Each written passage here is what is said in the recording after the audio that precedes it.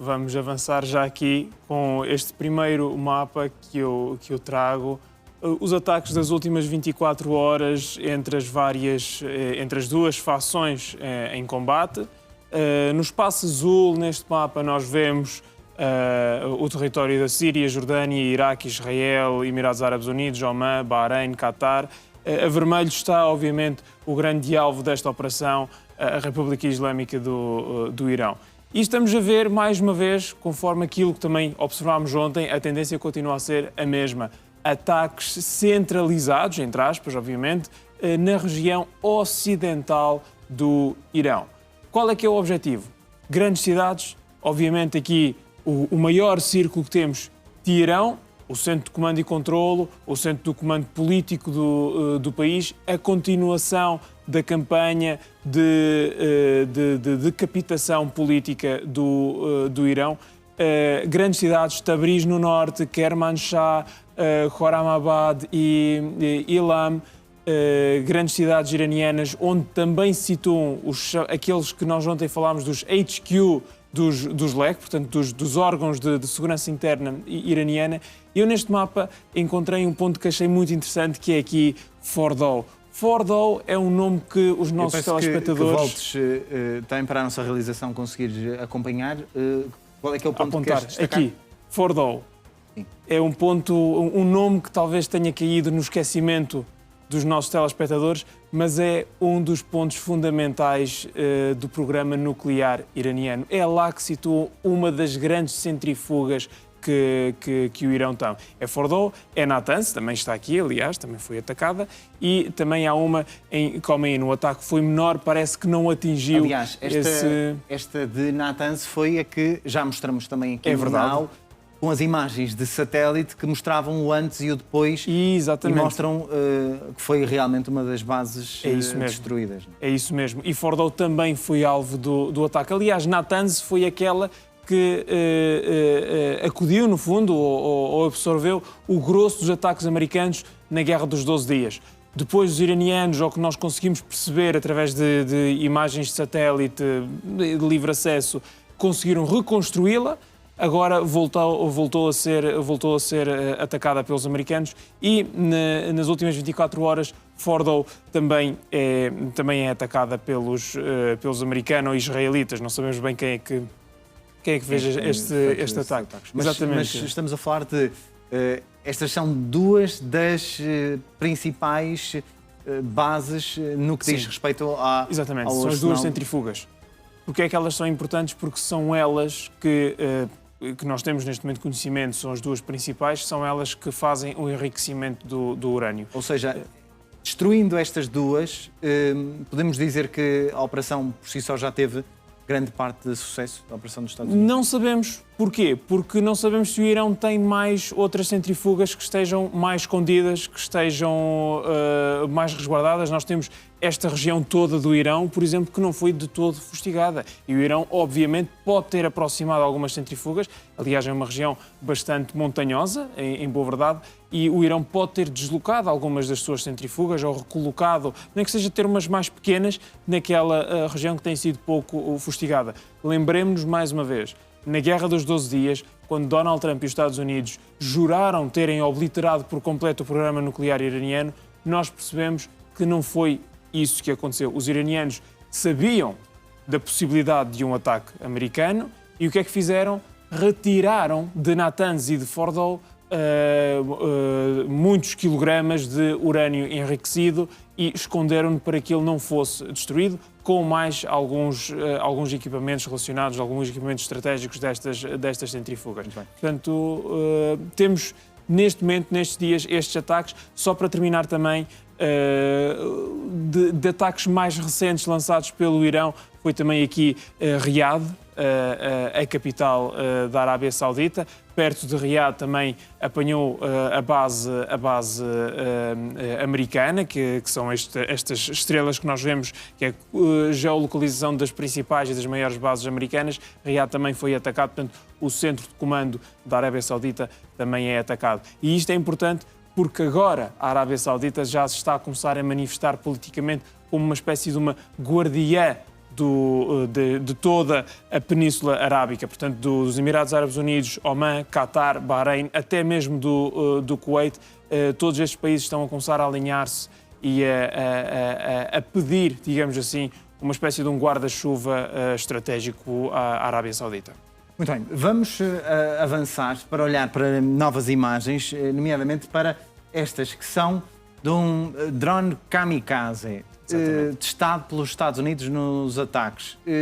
O que é este drone e de que forma é que ajuda nas intervenções militares? Bom, este drone é, no fundo, uma cópia quase exata dos famosos Shaheds iranianos, dos Geranes russos. O Geran russo é a versão russa do Shahed, aqueles que a Rússia hoje produz no Cáucaso. Os Estados Unidos fizeram essa reprodução muito graças ao trabalho feito pela Ucrânia. Os Shaheds na Ucrânia que eram abatidos e que não eram destruídos, fazia-se a engenharia reversa, o reverse engineering, portanto, desmontava-se o equipamento para perceber o seu funcionamento e para conseguir adotar esta tecnologia. E foi isso que os Estados Unidos fizeram, adotaram essa tecnologia, melhoraram-na, aprimoraram com equipamentos eletrónicos ocidentais, que são claramente melhores e mais avançados que os iranianos ou até os russos, e nós tivemos este produto que são drones.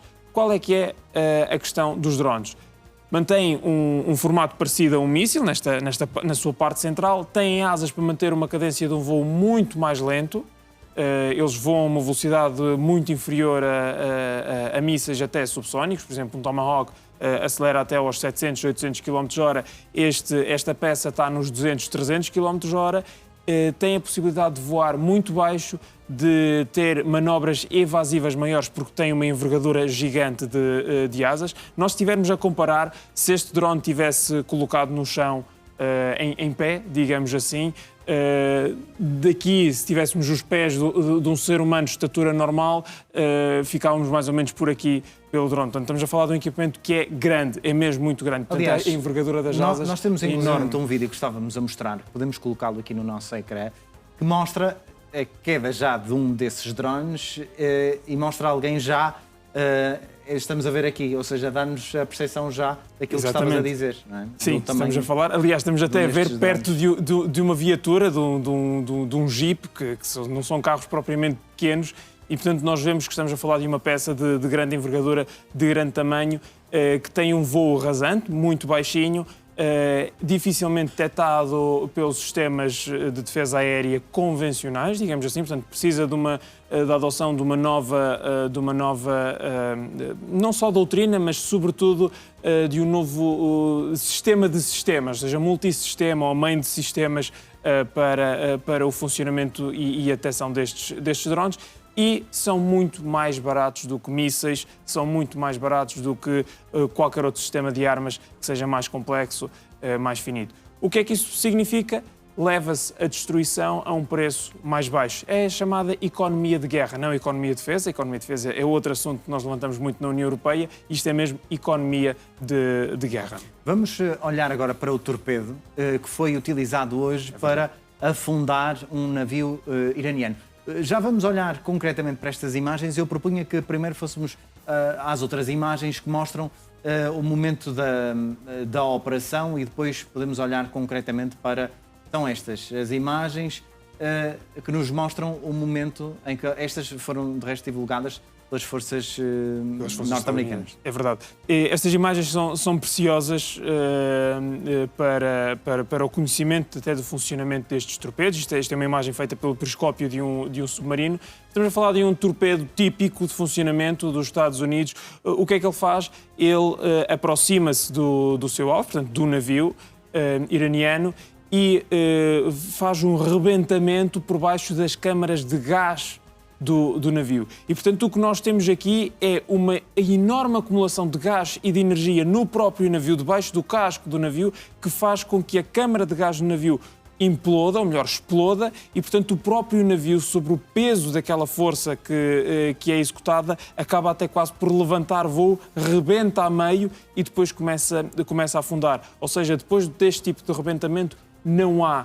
navio que sobreviva. Não há navio, salvo seja, os porta-aviões já têm maior capacidade de sobrevivência a este tipo de torpedos, precisariam de mais do que um, certamente. Este navio, Muito provavelmente também não foi só um torpedo, deve ter saído um par deles. Aliás, vamos analisar então o torpedo e de que forma. Esta é a imagem do navio afundado. Vamos lá à primeira imagem inicial, que é esta.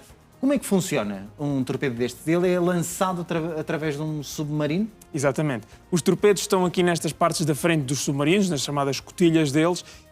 Elas abrem-se, eles são lançados e, como eu estava a dizer, eles navegam por baixo da água até estarem debaixo do seu alvo, no caso do navio iraniano, e é lá que acontece o rebentamento, o choque e depois o rebentamento. Portanto, a explosão é feita imediatamente debaixo do navio, no calado do mesmo, e falo levantar por causa da força e da enorme energia que é feita ou que é dispensada ao longo do lançamento.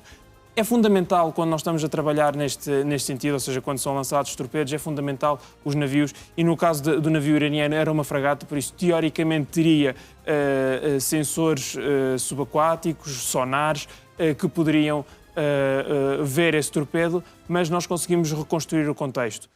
O navio iraniano estava a ir da direção da China em direção ao Irão, estava a passar ao largo do Sri Lanka, portanto não estava em preparação de fogo e foi claramente apanhado desprevenido por um submarino norte-americano que muito provavelmente estava à caça do mesmo navio. A fragata iraniana que estava a ser caçada é uma das mais recentes embarcações de guerra da República Islâmica.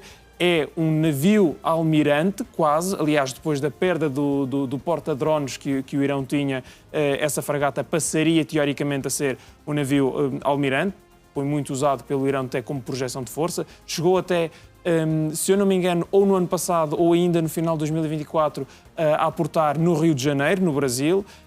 O que levou sim, ainda era Joe Biden, presidente dos Estados Unidos, foi em 2024, o que levou a uma relação, um momento mais extenso na relação Brasil-Estados Unidos da América. Portanto, é isto que nós temos, com a utilização de 2 torpedos. Provavelmente o submarino norte-americano lançou-os e ele faz o rebentamento por baixo do navio, por baixo do calado do navio, que o faz levantar e destrói sem possibilidade de depois esse navio poder ser remodelado. Muito bem, Vitaly. Ontem já olhamos aqui para a França e a forma como a França, de certa forma, está a ter algum envolvimento nesta guerra no Médio Oriente. Vamos olhar agora para aquela que é a força que a França vai estacionar no Médio Oriente. Exatamente. Este aqui é um quadro que nos mostra os navios que a República Francesa vai enviar para... Nós ontem olhamos para o Charles de Gaulle. Olhamos para o Charles de Gaulle. Hoje vamos olhar também para todos estes. Claro. É mais do que um que... Sim, sem dúvida alguma. Nós estamos a falar de um Carrier Strike Group, ou seja, de um grupo de batalha cujo navio almirante é o porta-aviões Charles de Gaulle francês, o único porta-aviões, para além dos americanos, movido a energia nuclear e que obviamente nunca trabalha sozinho. É um porta-aviões que trabalha sempre num conjunto. E o que é que compõe esse conjunto? Comecemos logo de baixo. 2 navios reabastecedores, portanto, que vão levar petróleo, vão levar mísseis, vão levar mantimentos para esta flotilha. Estes navios não vão estar sempre a acompanhar a esquadra. Os navios vão estar a trabalhar em conjunto com vários parceiros, com outros países, a entrar em portos, a sair de portos, de forma a que a esquadra principal esteja sempre em movimento. E depois nós vamos falar então da esquadra de guerra propriamente dita. 2 fragatas de defesa aérea, a EFC, portanto, French Shape Alsace e Amiral Ronark. Aliás, a Amiral Ronark é uma fragata de defesa integrada, portanto, é justamente a fragata, já agora que toca o caso português, são justamente as fragatas que Portugal vai comprar à França, que vão ser produzidas pelo Naval Group para a nossa Marinha. Vão já passar aqui um verdadeiro teste de fogo, muito provavelmente. E estas fragatas, Vitaly, têm diferentes objetivos? Obviamente. Ou seja, eu estou a ver, por exemplo, aqui estas com mísseis e depois estas aqui têm outros objetivos mais logísticos. Como é que funciona? Exatamente. Estes 2 navios são 2 navios logísticos. Eles servem para reabastecer a frota, servem para reabastecer a esquadra. 2 fragatas aqui que servem propósito de defesa aérea. Um porta-aviões é um navio cujo armamento consiste apenas e sobretudo no dispositivo aeronaval que ele possui, portanto, os caças aeronavais que tem, os Rafales. Não tem muito armamento de defesa aérea, poucos, pode ter ali 1 ou 2 mísseis de defesa aérea, portanto precisa sempre trabalhar num conjunto com outros navios que lhe forneçam essa defesa. E o que é que os franceses vão colocar neste grupo em específico, porque depois também molda-se, por exemplo, este grupo poderia também ter um submarino, no caso parece não ter, ou então pode não ter sido publicado a informação de que teria.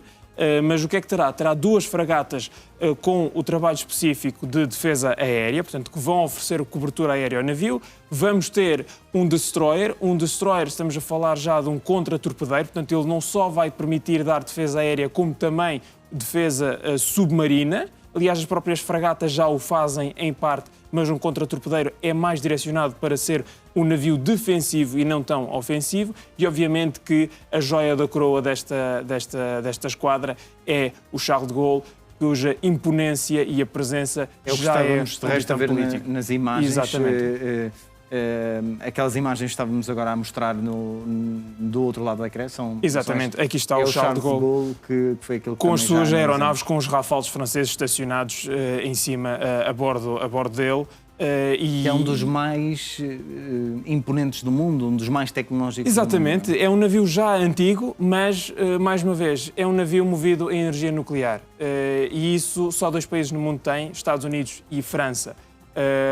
A China está em desenvolvimento avançado também desses navios. Novos porta-aviões já têm sistemas mais ou menos parecidos, mas este navio, por ter energia nuclear, permite-lhe estar a navegar por muito mais tempo. Ele consegue ficar a navegar e não depender de energia para o seu funcionamento por muitos anos consecutivos. O que ele depende, obviamente, é ter a sua guarnição alimentada, fardada, e aí sim precisa de reabastecimento.